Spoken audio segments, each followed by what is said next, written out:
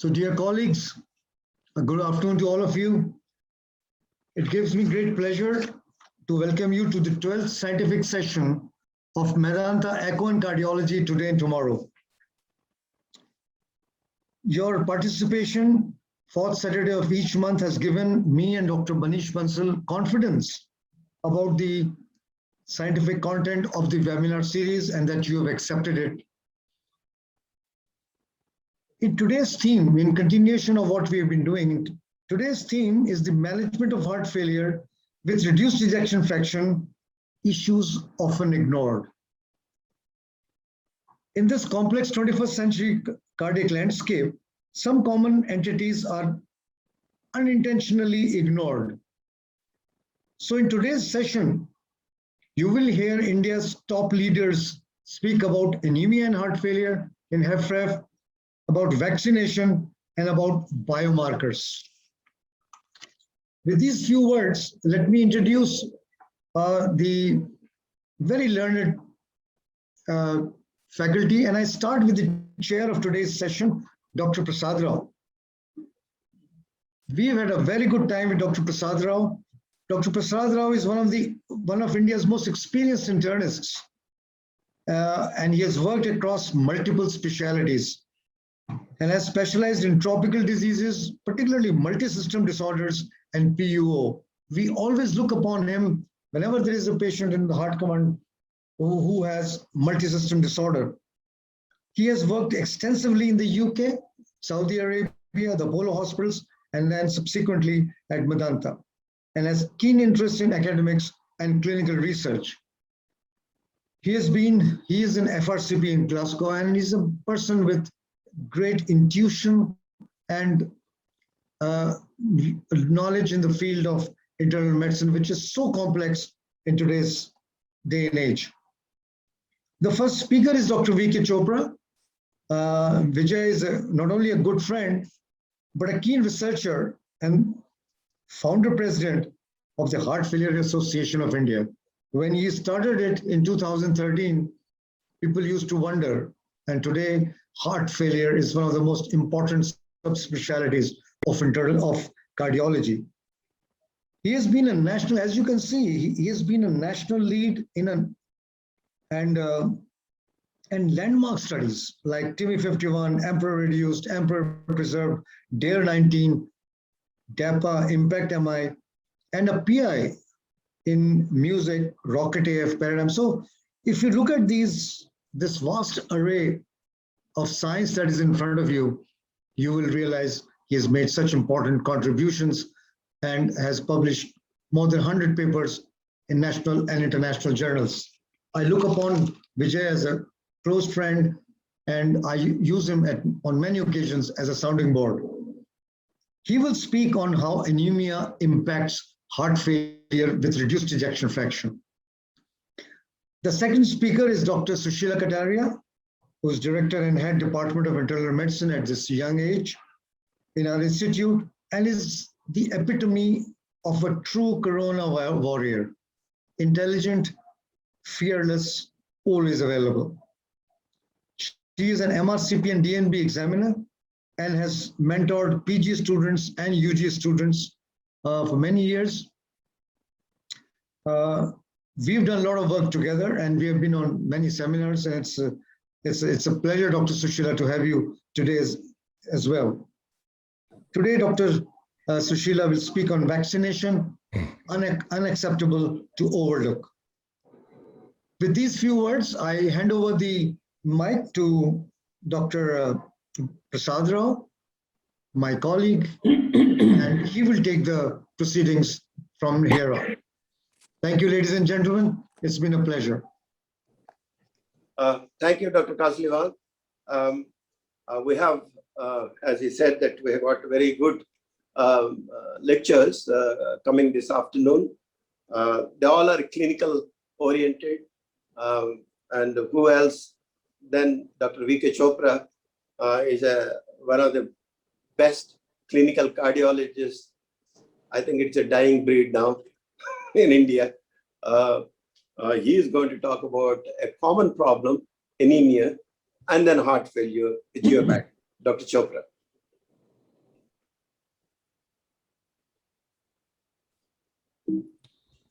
Thank you, Dr. Kasliwal, Dr. Rao.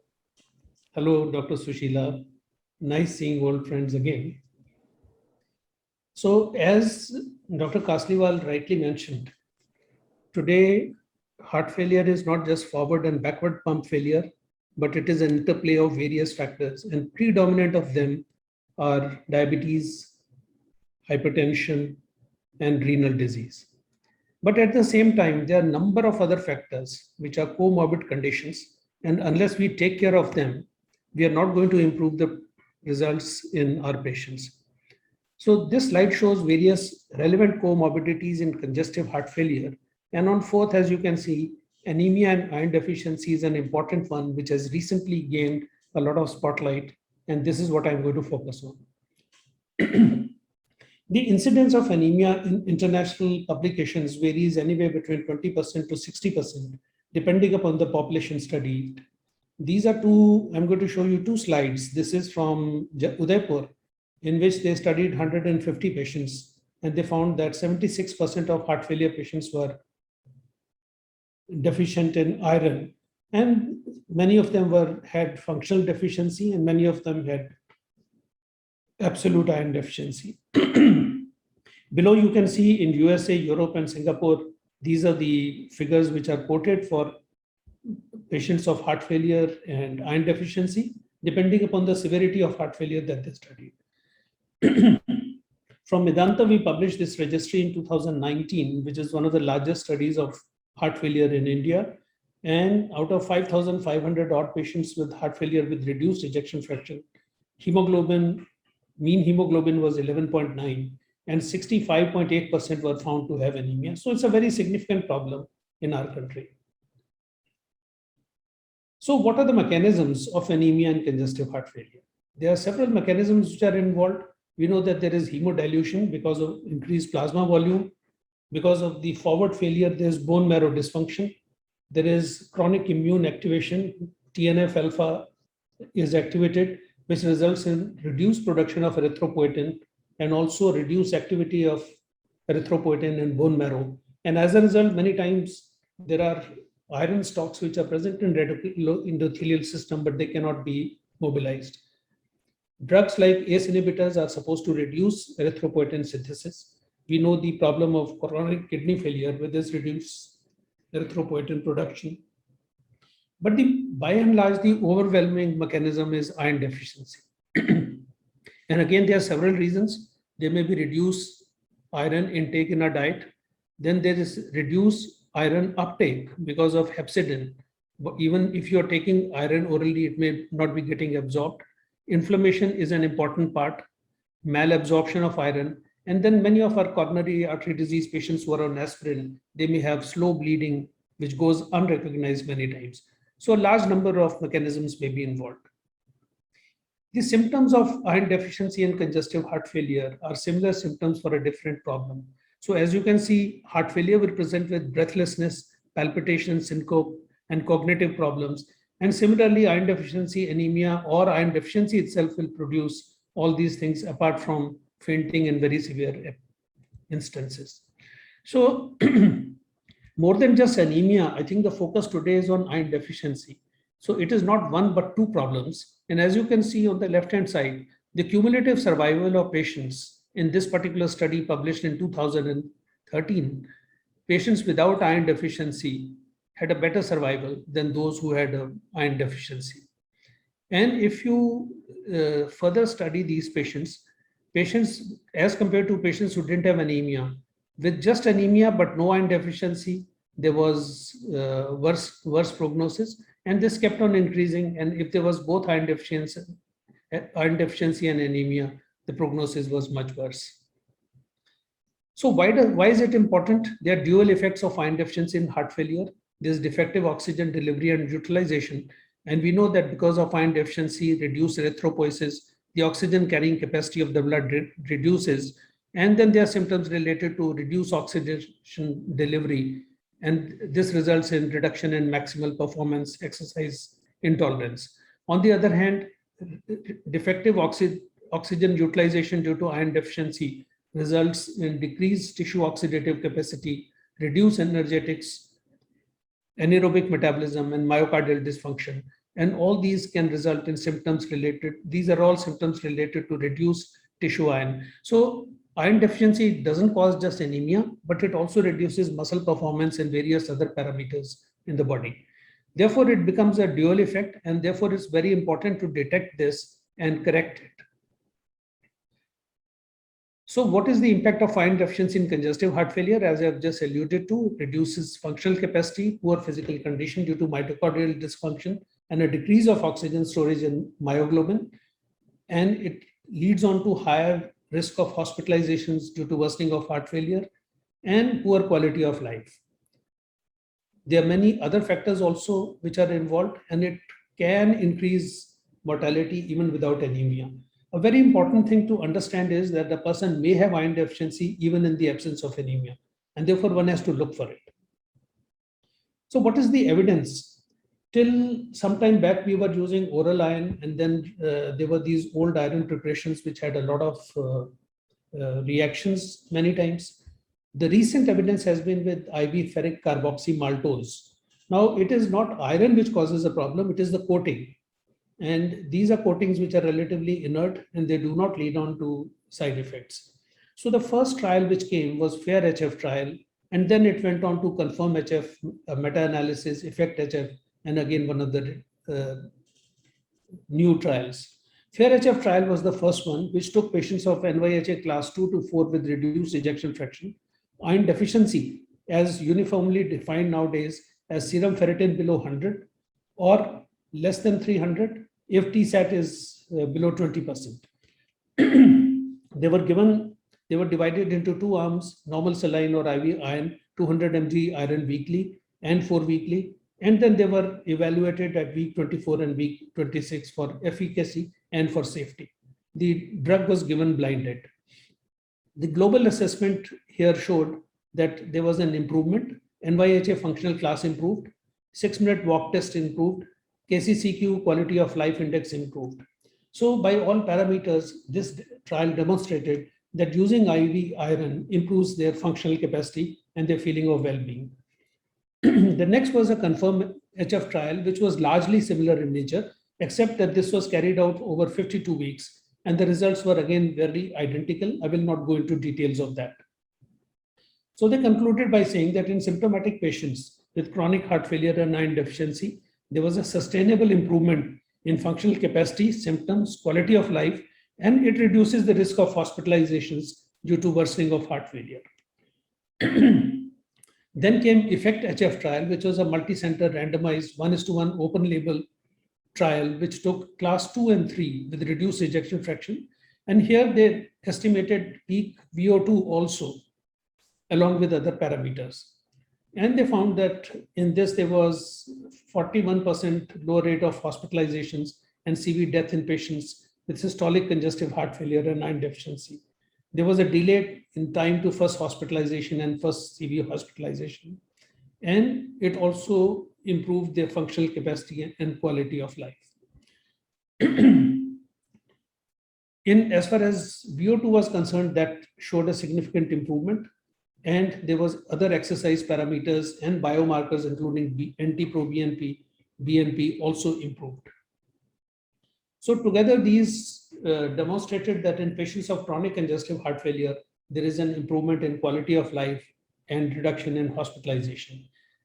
November 20, in American Heart Association conference, a AFFIRM-HF trial was presented. This was acute heart failure study as opposed to previous ones, which have been in chronic heart failure. And this trial demonstrated that the primary outcome, which was a composite of total heart failure, hospitalization, and death, was numerically improved, although it just about missed statistical significance. This was driven dominantly by total number of heart failure hospitalizations, although they did not demonstrate an improvement in mortality. However, quality of life is also important for our patients. If this was a study, which was a study of symptoms, they talked to patients who had excellent breathing versus those who had difficulty in breathing. More patients with excellent breathing were willing not to trade time for improved quality of life, while patients who had a lot of difficulty in breathing, they said we want to live better. We don't want to live longer. So underlying the importance of symptomatic improvement in these patients. If you take the functional capacity, the decline in function occurs much earlier before the fall in hemoglobin. As iron stores get depleted, the functional capacity starts falling down. And see, even up to here, when hemoglobin is preserved, but iron stores are depleted, there's a fall in exercise capacity. And this is mainly due to reduction in muscle strength. So how do we diagnose and treat iron deficiency in heart failure? These are the ESC guidelines which I've mentioned. And they say, first of all, every patient needs to be screened for iron deficiency. So if you have serum ferritin less than 100, it is iron deficiency. Or if it is between 100 and 299 and transferrin saturation is less than 20, that again is iron deficiency. To correct it, we use ferric carboxymaltose 1 gram to 2 grams in a single dose or 2 doses of 500 to 1000 milligrams. And at 1 to 3 months, you should check ferritin and TSAT levels, and if required, give more. So this is the position statement of iron deficiency. At present, the estimation of iron deficiency is a class 1 indication, and it's a class 2 indication that intravenous ferric carboxymaltose should be considered in symptomatic patients of HFrEF and iron deficiency with a level of evidence A. Last year, we had published this article along with Dr. Stephen Anker in ESC heart failure, which indicated the role of anemia and deficiency in heart failure. This is the reference. You're welcome to go through this. With that, thank you very much, and I'll be happy to take any questions.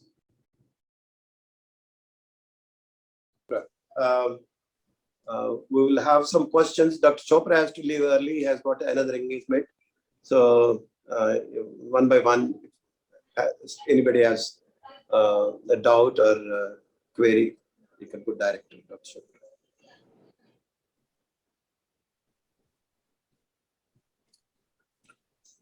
As Dr. Kasliwal mentioned, it is still one of the things which is not really investigated in our patients of heart failure. And I think that is the focus of this discussion today. Yes. So you also think that in our milieu, when many people are treating heart failure, this is an ignored, not intentionally, but unintentionally ignored issue. And one point that you brought out is very important is it's not just the hemoglobin levels which are important. It's also the ferritin levels. Your comment on that? Yes, you have to diagnose iron deficiency basically. And iron deficiency is diagnosed with ferritin dominantly if it is less than 100, or between 100 and 299 if your transferrin saturation calculated as serum iron divided by total iron binding capacity if it is less than 20. And this is the parameter which has been taken into various trials. One must also caution that one should not be using IV iron in patients when there is active infection, when they are admitted in ICU, and that has to settle down before you start using this. But it's not just one-time treatment. You need to monitor them at 3 month or 6 months interval, depending upon the deficiency, and keep on correcting it. Thank you. There is a question in the question answer session, sir, by one person, Dr. Keshav. If you can look at that, and or otherwise I can read it for you. No, I so don't. I will read it for you, sir. Sure. So Keshav is asking, in the absence of availability of FCM, what is the role of second generation IV iron, which is iron sucrose therapy, in this HFrEF patients? And at what interval we should prescribe IV iron if only second generation iron is available? What parameters should be looked after to target to reach hemoglobin or serum ferritin or TSATs? So you can use iron sucrose also. It is the older preparations of iron which were not acceptable because they had, Imferon, etc. that we used to use. They had so much of side effects, and that was dominantly due to the coating. Having given it, first of all, you need to calculate the iron deficiency, and then you can give anywhere between 500 to 2 grams of iron. Most of the times we end up by giving 500 milligrams to 1 gram of iron initially. The advantage is that it can be given as a bolus, or if you want to be very careful, you can put it in 100 ml of saline and infuse it over 10 to 15 minutes. you need to check your serum iron and ferritin levels after 3 months to make sure that iron deficiency remains corrected. If not, then this needs to be supplemented again.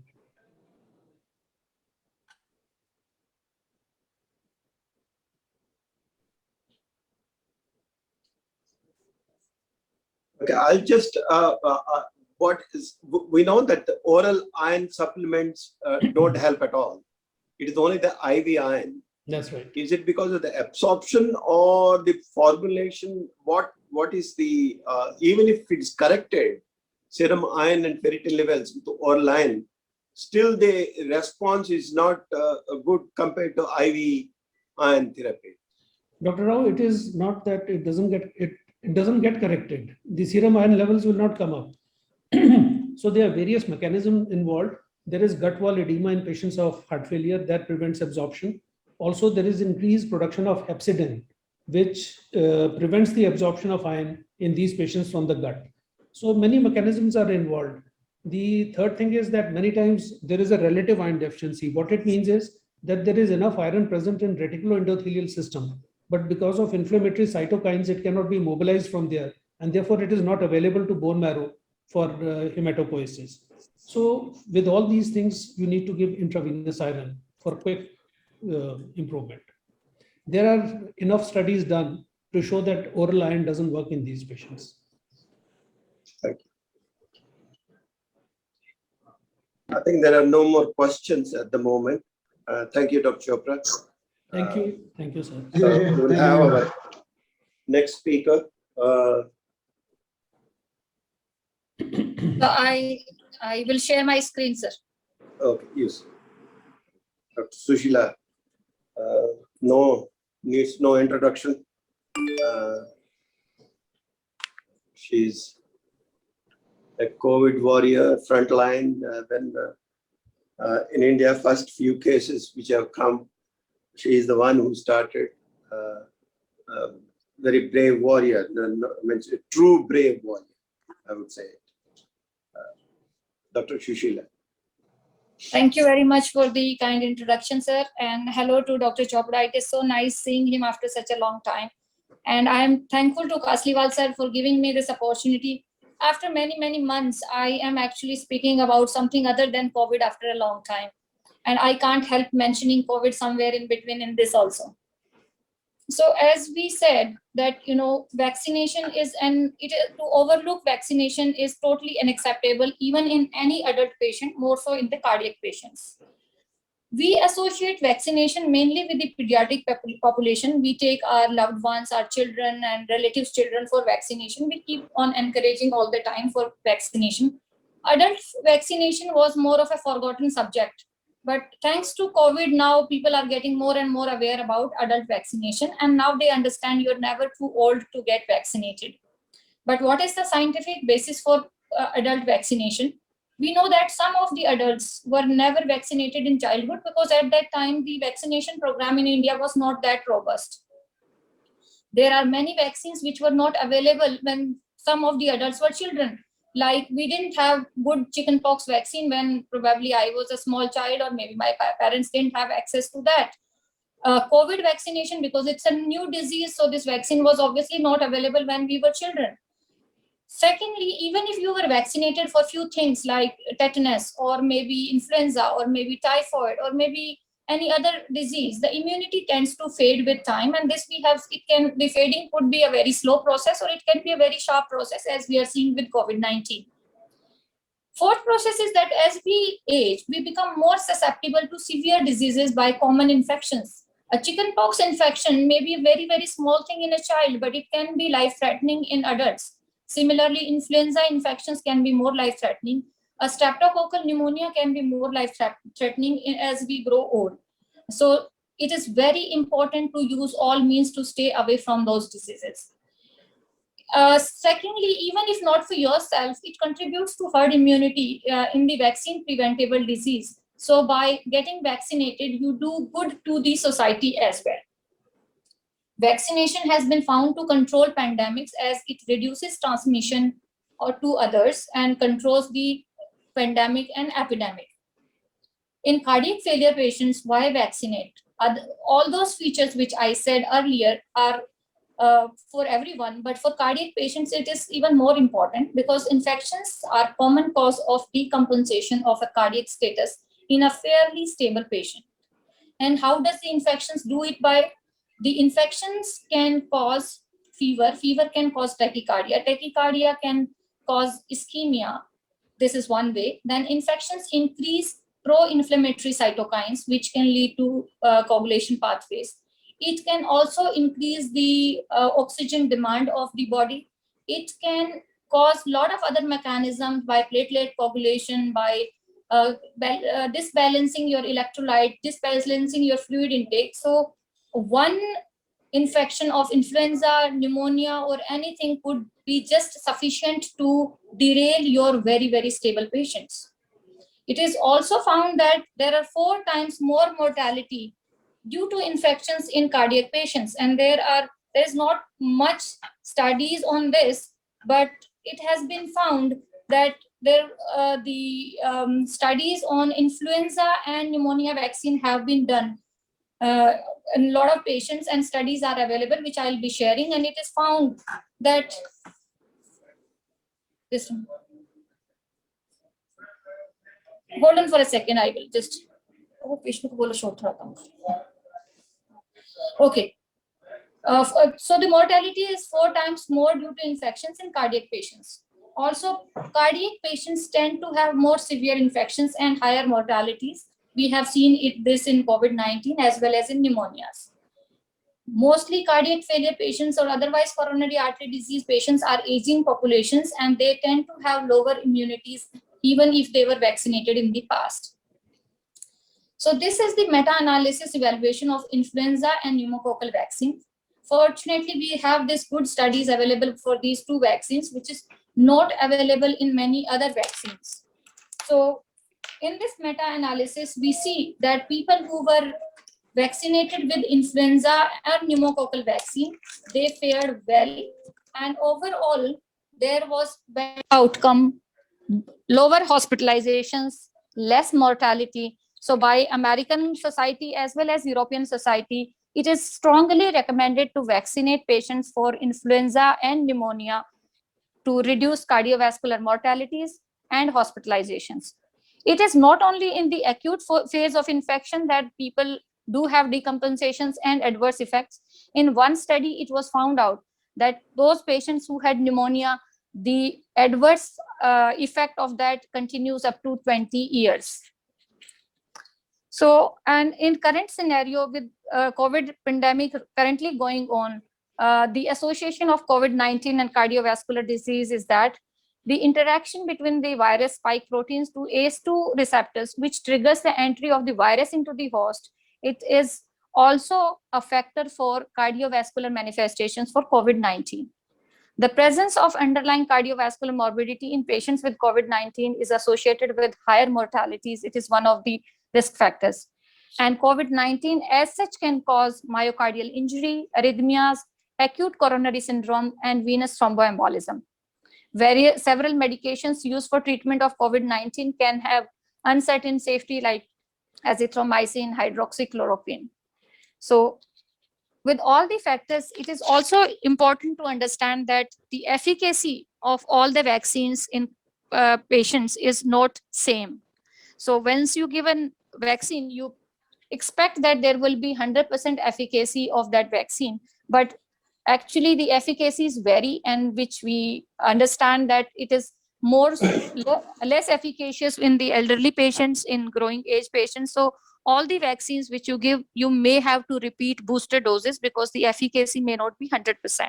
The best efficacy is available for hepatitis B, and that has been one of the most successful ones, and the immunity stays lifelong. So when you decide to vaccinate adults, always consider HALO. And what is HALO? HALO is health factors, age, lifestyle, and occupation. Health factors are like if somebody is pregnant, do they have cardiac illness, are they immune compromised, do they have asthenia, like this. Age is whether they are children above 65 or below 65.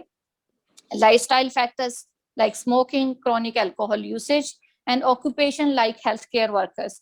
So you would advise different kind of vaccines in different scenarios. So for all those patients who come to you, consider whether because of their age or because of their lifestyle or because of their medical history, are they suitable candidates to advise any vaccination. This is the vaccination chart by CDC, where adults can be vaccinated for about 14 diseases. And vaccination is the most effective way of preventing a disease. Even if the disease does not cause too much of mortality, if you can save few working hours, many years, and the productive life of a person, then it is cost effective and it is helpful. Coming specifically to cardiovascular patients, the cardiovascular patients fall into this category, which clubs heart disease, chronic lung disease, and alcoholism together. And if we go through this chart, you see how many people are, vaccines can be administered to this age group. Influenza vaccine every year, as we know that there is a lot of genetic shift and drift in influenza, so it is important to vaccinate every year. Tetanus, one need to vaccinate every 10 years. And varicella, if they have not been vaccinated in childhood, then 2 doses 1 month apart. And we know chickenpox has a very high mortality and severity in adult population, so do vaccinate for varicella. Another important would be a zoster vaccine, because somebody who has seen a patient of herpes zoster suffering from post-herpetic neuralgias, it is a very sometimes life-changing experience in a negative way for the patient, which can push the patient into depression, and chronic pain can cause a lot of problems, even suicidal tendencies. So all those patients who are have cardiovascular disease or above the age of 60 years or have any other comorbidities should receive a zoster vaccination. Even adults can have measles, mumps, and rubella, and which can be severe. So those who are not vaccinated or do not have antibodies in their system should be vaccinated for measles. Pneumonia is very important in cardiovascular and respiratory patients. And we know there are 2 types of pneumonia vaccines. One is a conjugate vaccine, which comes by conjugate 13 or Prevnar 13, which is given intramuscular. And another one is polysaccharide, which is polysaccharide 23. So the conjugate vaccine has protection against 13 serotypes of Streptococcus influenza pneumonia, and the polysaccharide has it for 23. The conjugate vaccine is usually given first and followed by polysaccharide given after 2 months. So this full course, if it is done once before the age of 65 and again after the age of 65, is sufficient enough. You don't have to vaccinate every 5 years. And COVID-19 vaccine is a new addition. Whether the cardiovascular patients will have a poorer immunity and would be candidates for booster, this kind of the answer to this question will be apparent to us after some time, once we have more research and there has been sufficient time which is elapsed between vaccination. So challenges in adult vaccination is that the vaccine coverage among adults is very unacceptably low. This is applicable to all, even the developed countries with good health infrastructure. And if we talk about India, this is even less than 20 to 30% of all the patients who are candidates for receiving vaccination. Limited patient awareness about the need for vaccination among adults. And adult vaccination is less integrated into our clinical practice as compared to the pediatrics. The pediatricians, consultation is not complete without advising the vaccination, and they are so meticulous. We have noticed that. But this kind of meticulous approach and integration into our clinical practice is not there with the adult physicians, be it physicians among cardiologists. Nephrologists are catching up, so is the pulmonologist, but we all have to gear up for this. There is enough opportunity for adult vaccination. Most patients are willing to get vaccinated when this is recommended by their doctor. A primary care provider believes that the immunization are an important part of service they provide, then they are able to advise it to their patients in a more confident way. A systematic offerings and recommendation for clinical results leads to higher uptake. As a standard adult vaccination program, we should all call for all healthcare professionals to participate. Everybody who looks after patients, adult patients, should assess immunization status of patients at every clinical encounter. then should strongly recommend vaccination that the patient needs, administer the needed vaccines or refer to somebody who can vaccinate, and documentation of this is important. So even if you are not a vaccinator, you do not vaccinate directly, you still advise. That is the strong recommendation for adult vaccination, especially for patients with heart failure. If we can prevent influenza, pneumonia, herpes zoster, and some common infections, COVID-19, etc., we can keep them in a stable state, we can prevent their decompensation, and we can definitely reduce the mortality. Thank you very much. I'll be happy to answer questions. Thank you, Dr. Sushila. And now the floor is open for questions. So I take this opportunity to ask the first question to her. It was a very wonderful presentation, and as you mentioned in your last 2 to 3 slides, that shows the real problem, that every patient who is coming to our OPD is a candidate for vaccination, but we often overlook that requirement and we don't that routinely prescribe vaccination. This is something which we need to do more regularly. But one question, are there any contraindications, or also is it advisable to vaccinate a patient who has just recovered from acute decompensation? Should we wait, or is there no problem with that? A very good question. So I'll take step by step. What are the contraindications? There are very few contraindications, and the contraindications is one who had any anaphylactic reaction with the similar component of the vaccines. One is that. Secondly, if somebody is severely immune compromised, then live vaccines we do not give. Like somebody has a CD4 count less than 200 or a pregnant woman, then live vaccines we usually avoid in them. Coming back to if somebody is acutely ill because of anything, the response to vaccine is usually very less. So I think just before discharge or on first follow-up is the right time, not when they are going through a lot of stress, because the immune system is already stretched so much that it will not build up good immune response to that particular injection. And in Medanta Medicity, to streamline the patients and give one place to vaccinate, we have this OPAD center. So you just need to advise your patient and send there. There is no need for them to buy the vaccines or anything. It will just be given with minimum duration will be spent there, maybe less than 15 minutes to get vaccines. So we just have to just percolate this to your juniors that it is available, it's there, and patients can go and take it. And never mention, during this time from now onwards till December, and every patient who comes to my OPD, I always remind them to get vaccinated for influenza. And now I do not start a consultation before I ask them, have you taken COVID vaccine? Correct. Any more questions? Dr. Sushila, thank you very much. This was a very important thing. And though we included this in the session on heart failure with reduced ejection fraction, overall, as you have put it for cardiovascular patients, this is very important for all of us to understand. And till last year, when I used to talk about yearly vaccinations, people used to laugh actually. And now this has come out in a focus with COVID and everything. Now people are more oriented towards doing it.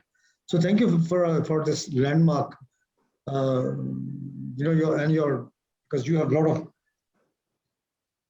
research on this. It'll help us all. And this is a really very good way of starting that. Look, have you been vaccinated?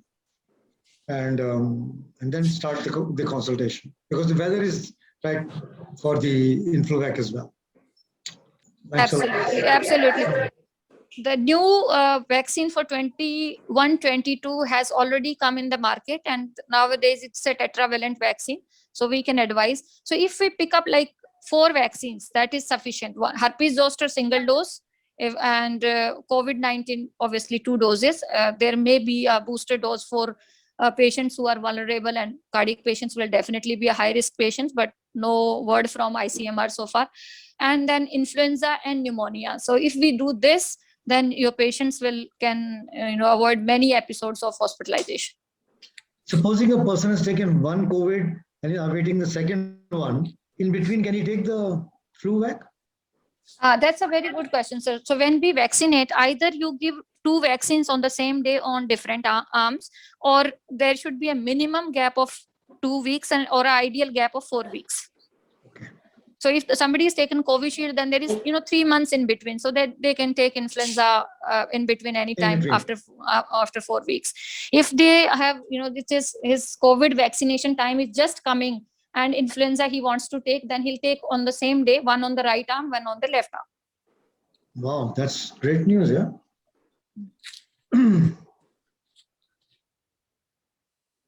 Thank you. I think the COVID, whatever the damage it has done, but at least it has sensitized people regarding vaccination.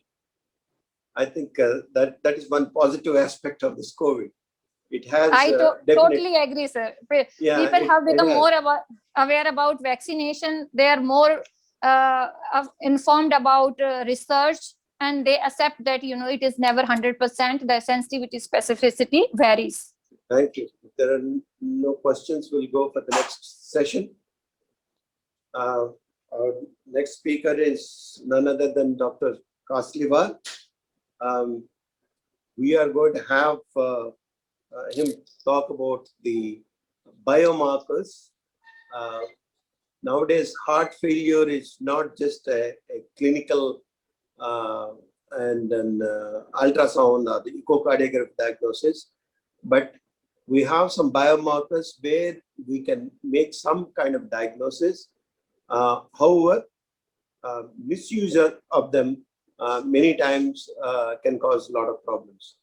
Dr. Kasliwal is going to talk about how to use these markers appropriately. Thank you. Thank you, Doctor. I think it was a lovely session. There was so much to actually gain from them. So I will speak on biomarkers.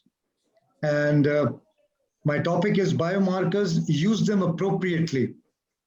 Now, let me first start with something unique. There is a slides. Slides. Okay. So Dr. Caroline Lamb, who's one of the associate editors of Circulation, wrote this article 2-3 weeks back in JACC. And I was intrigued because this is akin to what we talk about acute myocardial infarction and biomarkers.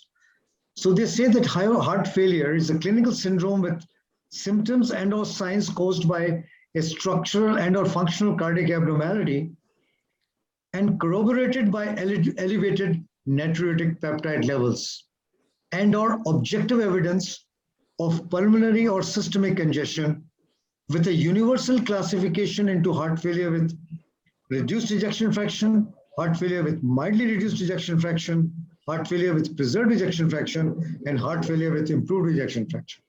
So now we have a framework of how we should use what is the real importance of natriuretic peptide levels, because it is embedded in the very definition of heart failure. If you look at this graph, this I've taken from the European Heart Journal, just again the same 2 or 3 weeks back. And it says very clearly that you can have different phases of heart failure. So phase 1, normal. But if you look at here, the RA and LV RA and LA are already dilating. So phase A, normal plasma volume 3 liters, maybe extracellular interstitial water 11 liters. But as you go to phase B, and the plasma volume has increased, the extracellular interstitial water levels may be the same. But if you look at increased atrial volume and wall stress, you already have elevated levels of BNP and NT-proBNP. That is the value of correct estimation of NT-proBNP at natriuretic peptides at the right level. Once you come to the phase 3, then of course things are more obvious because the plasma volume has increased, there is weight gain, and the patient itself starts complaining of swollen legs. And when you come to phase D, circulatory or tissue congestion, Then, of course, there are symptoms on exercise. Symptoms are going up a flight of steps. The IVC is dilated, and you can see B mode lines in the chest, in the lungs. And of course, when you go to phase E, then of course, the things are so very obvious. The reason why I discuss this with you is simple. That if correctly applied, we can pick up congestive heart failure, we can take up heart failure with reduced ejection fraction much earlier. And as you have been following the ESC meetings, the heart failure with preserved ejection fraction, already a new drug has come out. So we are in an era where every kind of heart failure has been defined, and the value of natriuretic peptides have been defined also. So the objectives of testing are very clear: diagnosis, risk stratification, monitoring. Diagnosis to establish or refute. Sometimes you refute a diagnosis if the NT-proBNP is just 232 or something like that, and the legs are swollen because of some other cause. To understand the underlying pathophysiological processes, you can risk stratify, and I'll come to that. And you can monitor, or you can use this for therapeutic guidance to facilitate selection of an appropriate therapeutic intervention. So biomarkers may be predictors of risk, and therefore may be potential targets of therapy. The role of biomarkers in heart failure with reduced ejection fraction: current clinical guidelines for the diagnosis, treatment, and prevention of heart failure recommend biomarkers, predominantly NP, cardiac troponins, and SST2. There are now numerous studies, and they have assumed a pivotal role in multiple biomarker strategies preceding heart failure outcomes. So if you have seen the fourth universal definition of acute myocardial infarction, this is exactly what they have been talking about, that you have ischemic chest pain and you have elevation of troponins. You say this is type 1 acute myocardial infarction. A similar role is now seen in the definition of heart failure of all varieties and the role biomarkers play in these patients. Monitoring biomarkers in heart failure is extremely important. Why? Because heart failure is a complex syndrome involving diverse pathways, and this Dr. Chopra has shown that even for something like anemia, that the pathways are diverse, and pathological processes that can manifest in circulation as biomarkers. Monitoring, therefore, the concentration of biomarkers can provide clinical information about the diagnosis and severity of heart failure and improve prognostication, because the worst thing is you send a patient home and within a month he's back. This rehospitalization and all can be taken away if you really carefully monitor biomarkers. So diagnosis and management of heart failure, you can see prevention, diagnosis, risk stratification. In those patients who are at higher risk of heart failure, NT-proBNP will help you. If there's outpatients with new onset dyspnea, many of us are now seeing some patients on video as well, and we can at least ask them for an NT-proBNP, and they can get back to us. All patients with symptomatic heart failure should have it. Acute heart failure, there is no doubt. Once they reach the emergency room, they should get NT-proBNP, SST2, and inpatient with ADGF, ADHF, similar things. So the overall impact that they have made is tremendous, and we have to recognize this. We don't have to hold our hands in diagnosis by not using a biomarker which is used at level. Natriuretic peptides, the diagnostic prognostic role in heart failure. NPs are the most extensively studied biomarkers that have been used in heart failure management. ESC guidelines recommended the measurement of NPs to provide assistance in diagnosis of heart failure long back. And natriuretic peptides, I mean, what can be a gold standard, but at least they appear to be a gold standard biomarker against which other biomarkers are now compared. So elevated NPs support a working diagnosis of heart failure, identify those requiring further cardiac investigation, whereas patients with low values can be reliably considered not to have heart failure. The last statement is also very, very important. Patients with low values can be reliably considered not to have heart failure. Recommendations in Indian patients, the cutoff values for heart failure diagnosis, BNP more than 500 picograms per milliliter, NT-proBNP 1000 picogram per milliliter, but you can have your own, in your own institution, you can have your own values, but generally over 1000 pico is what we see in patients with NT-proBNP in heart failure with reduced ejection fraction. Patients with normal NP concentrations, you will have to think of an alternative diagnosis. The guidelines also recommend measurement of NT-proBNP in heart failure with reduced ejection fraction patients, and you will see how this will change because now heart failure with preserved ejection fraction is coming up in a big way. So class 1 recommendation to support clinical diagnosis of heart failure, assess the disease severity and establish prognosis. So what have you got? You've got a powerful thing in your hand. You can diagnose, you can assess the severity, and you can establish prognosis. So therefore, never to be ignored. These have to be taken. NT-proBNP levels independently predict both death and heart failure hospitalization, 5 times increased risk of mortality, and 14 times increased risk of hospital admission with an elevated NT-proBNP. So don't take it lightly. If you've got the investigation done, you've got an important tool in your hands. And it's not just the NT-proBNP. Obviously, you have echocardiogram and you have your clinical judgment. Once you combine your clinical examination, your clinical judgment, echocardiography and NT-proBNP, then you have something which is in your hands to diagnose, prevent, and predict.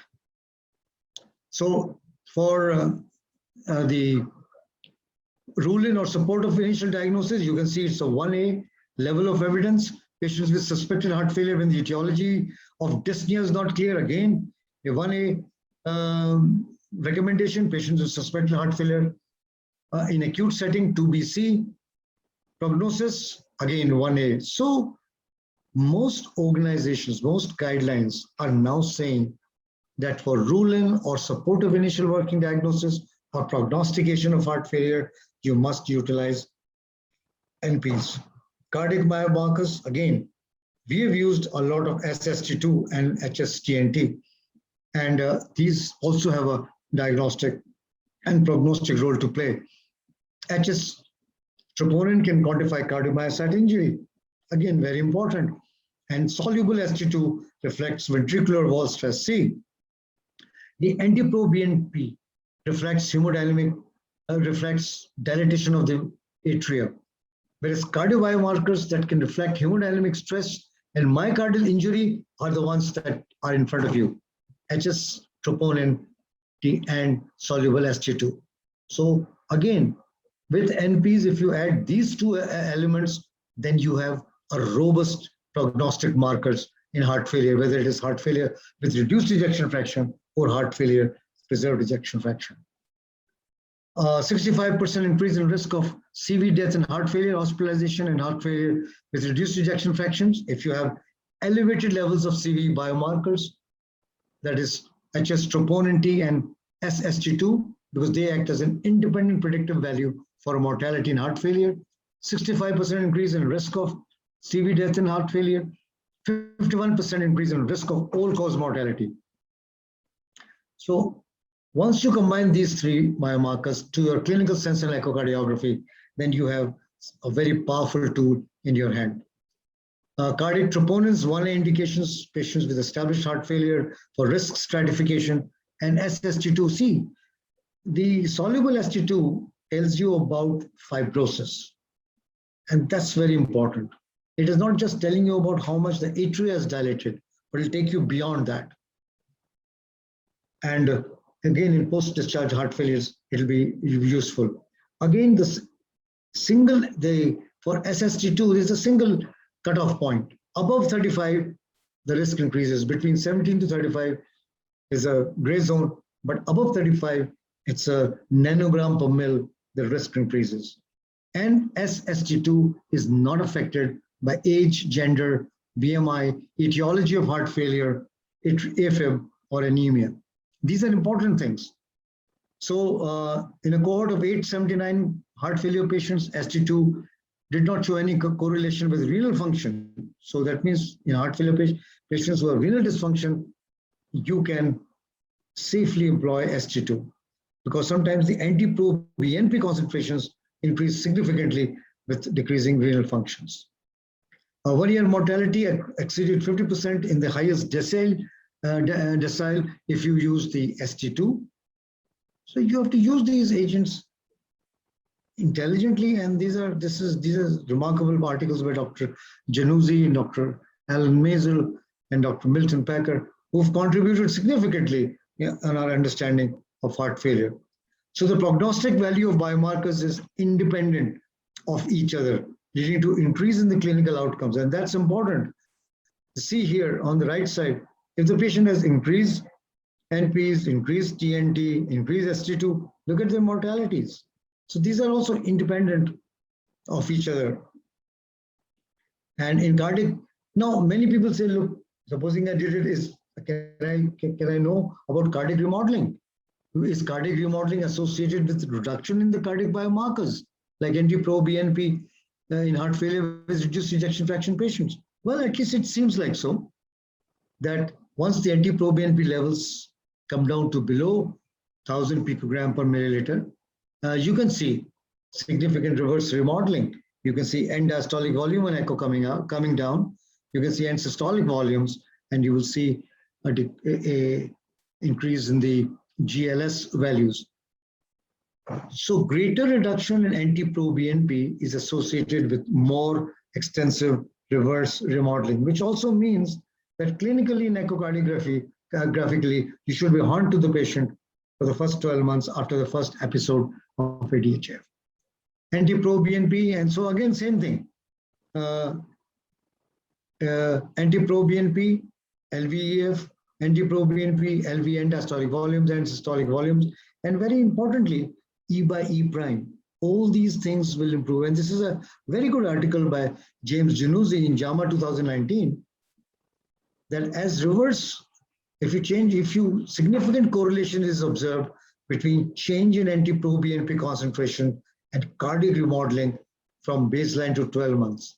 Don't be in a rush. These things do take time. Remodeling takes time, but at least if you're carefully looking at NT-proBNP and left ventricular ejection fraction and left ventricular volumes, which are very important, then you will be pleasantly surprised that if your therapy is good, if the NT-proBNP levels are going down, your volume should decrease, and also the ejection fraction should improve.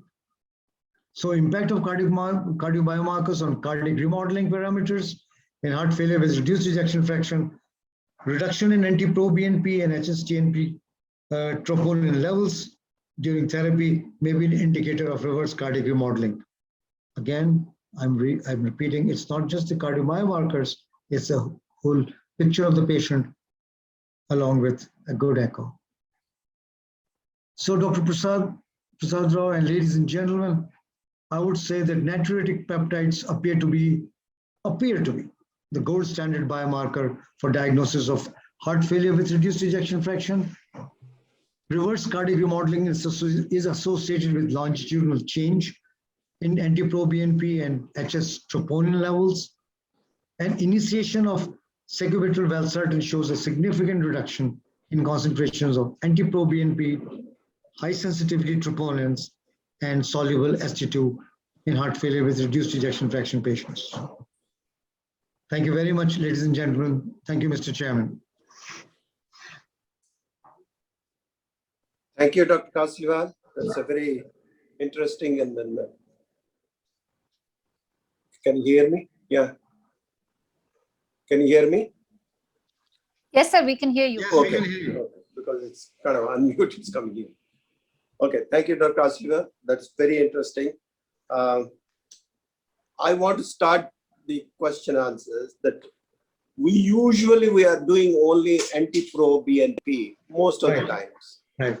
We are not doing the other biomarkers like HSTNT and so if we do all three, would it add in terms of our diagnostic? I mean, it increases the diagnostic criteria, and then for prognostication as well? Would it help? Yes, it does. It does. Because NT-proBNP and soluble ST2 define different things. One is because of, let's say, congestion. IVC is congested, RA is dilated, LA is dilated, and they are secreted from the mic. See, the heart also is an endocrine organ, so it's secreted from there. The soluble ST2 is a marker of fibrosis. So in chronic heart failure situations where you've not been able to control, you will have cardiomyocyte dysfunction, which will be seen by as a myocardial injury, which will reflect an increase in HS troponin and as increase in SST2. A lot of work has been done in this field. And at least I'm happy to see that at least NT-proBNP is getting accepted. It might take a little more time for the other two, but if you're looking at cardiac remodeling, if you use these three things, you will be richly rewarded in patient care, is what I feel. Thank you. Any further questions? So there are 3 questions in the question answer box. Rao sir, if you can see those Yeah, questions. sure. Put it across to Dr. Kasliwal sir. Okay. How to diagnose heart failure clearly at many centers without biomarker facilities? No, I showed the first 2 slides that you can diagnose clinically heart failure as we have been doing with number 1, symptomatology is very important. Then clinical examination, tachycardia, a good echo examination, you can diagnose. But see, truly, it is like saying that how can I diagnose acute myocardial infarction without troponin? In today's day and age, it may be nearly impossible because myocardial injury has to be picked up similarly. And the use of natriuretic peptides will take you several steps in the right direction, because once the patient comes with swollen legs and ascites and JVP, which is right below the mandible, then of course you don't need anything. But the idea in the 21st century is to be able to pick up difficult syndromes earlier and earlier. For example, troponins get elevated in critical care. All of them are not heart failure, are not ischemia related. We know that it is MI type 2. That it is as a result of mismatch of oxygen supply and demand. So it takes us closer to and quicker to the reality of how to treat these patients. But of course, I can't say anything. If something is not available, it is not available. Then we'll have to rely on our clinical sense. Thank you. One Dr. Shahrukh Kolwala, when to suspect falsely elevated NT-proBNP? Very few, Dr. Shahrukh, very few instances really. I mean, I can understand troponins can be elevated in sepsis and other conditions, but very few situations where NT-proBNP gets elevated, except when the atria is dilated and there is IVC is dilated from heart failure, heart dysfunction, increase of LVEDP. That's what I feel. Maybe Dr. Manish Bansal can say something to that. Yeah, I think, sir, we've seen that in sepsis also NT-proBNP is often very elevated, Yes. even though there is no evidence of heart failure. So that may be another condition.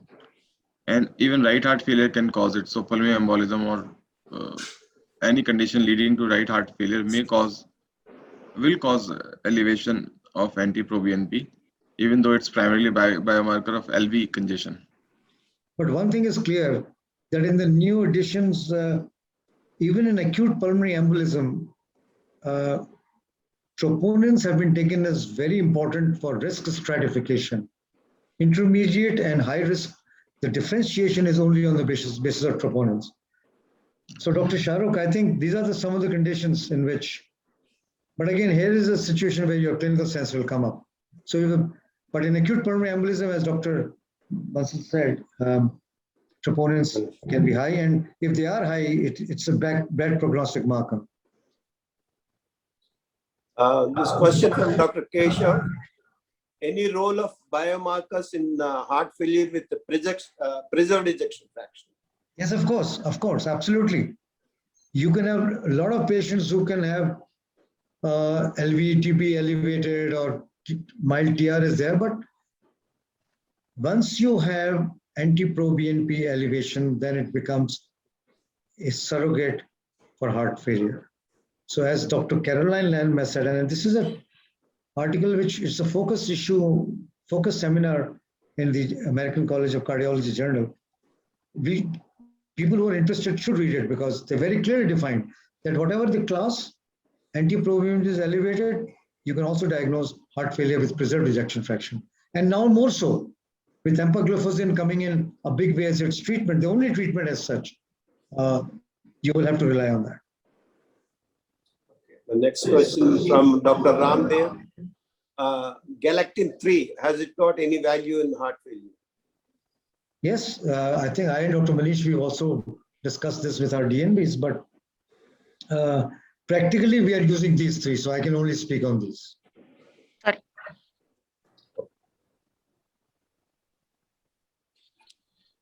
Thank you. Thank you, sir. Thank you very Dr. much. Kasliwal. I think we had an interesting session. All are on a clinical basis. Most of the problems which we commonly encounter. However, we tend to ignore most of these. One like anemia, which is very common. You have seen about 50 to 60% of hospitalized patients with heart failure have anemia, but unfortunately, not much attention is given to that factor. We know that how much it increases the mortality of the heart failure. So Dr. Chopra has elucidated the importance of measuring the iron and IV iron therapy, how it improves the outcomes in heart failure. Then the next one, Dr.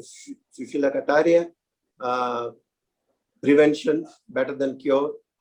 We know that heart failure carries a high mortality otherwise, and the infection makes it worse. All the preventable infections, we can prevent it. There is no reason why we should prevent it. There is enough data to show that vaccines do help. So at least 3-4 vaccines, what she has mentioned, must be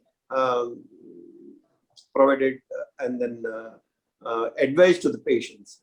Unless in the clinical setting and in your OPD, if you don't advise, or at least at the time of discharge, all the patients should be advised to take the vaccine, whether they can be given vaccine during the inpatient setting only, or when they come for follow-up. The vaccination, I don't think anybody has any doubts about the vaccination and how much it helps in prevention. Regarding the heart failure, and then many times there is a dilemma regarding the diagnosis, especially in OPD settings. Are you dealing with an asthma in elderly when they come with some kind of breathlessness? We are not sure. The biomarkers help. Not only just they help, they also help in management and prognostication as well. We have seen Dr. Kasliwal has clearly illustrated the facts about the role of various biomarkers.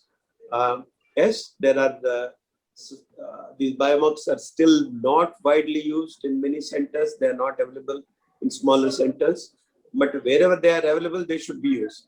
I think that is what I say. Thank you very much. I think we close the session. Thank you. Thank you. Thank you very much. Thank you, Manish. Thank you, Dr. Sushila. Thank you, sir. Thank you. Thank you, Dr. Sushila. Thanks. Manish. Thank you, sir. Thank you.